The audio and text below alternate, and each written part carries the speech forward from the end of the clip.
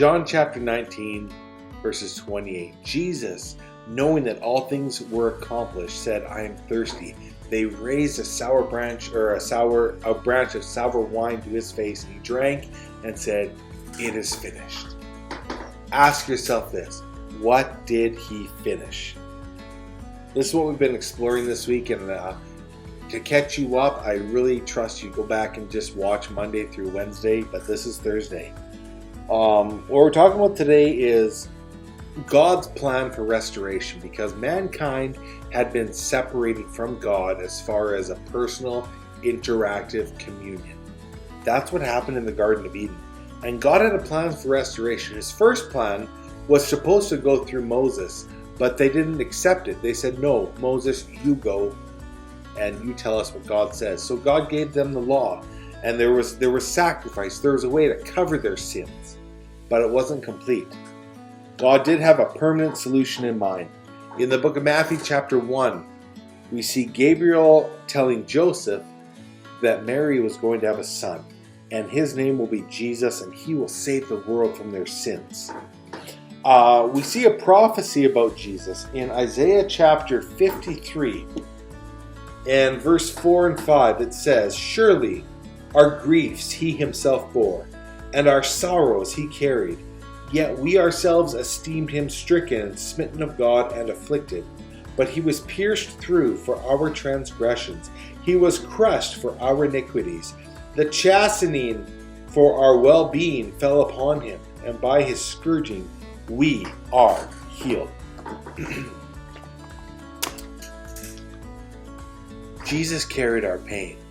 Jesus took our sicknesses on himself. We reasoned and believed that God reached out and struck him, beat him down, but he was beaten. He took our punishment. Our obedience essentially was laid on Christ.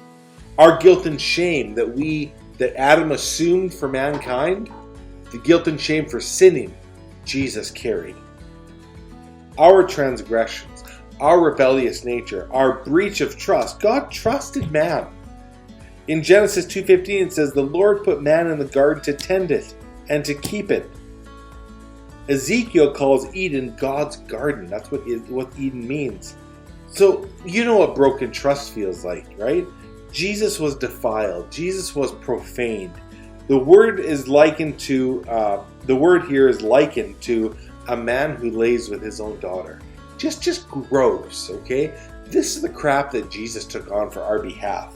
The peace that we now have access to, the peace that we can enjoy, the serenity, our welfare, Jesus took the punishment for that. The scourging he took was for our physical healing, our spiritual healing, our mental healing, our purity. Verse 6 in that Isaiah says, all of us like sheep have gone astray. Each of us has turned to his own way, but the Lord has caused the iniquity of us all to fall on Jesus. On him it says. The punishment, the sentence, the payment for our sin. Jesus wasn't punished for anything he did, but for what mankind did. How? Jesus was a sacrificial lamb. I'm going to turn really quick to 1 Peter verse 1. And verse 19 says,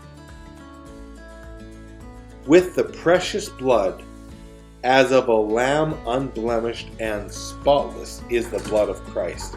So they used to use animal sacrifices to cover sin. They used, depending on what kind of sin, they would use lambs, they would use rams, they would use doves, they would use bulls. But these weren't perfect creatures. Jesus was perfect. And so one act of sacrifice covered all sin for all time. Wow. Hebrews chapter 10. Please go read that today. Tomorrow, Friday, we are going to get to the crux, the heart of what did Jesus mean when he said, it is finished. God bless you.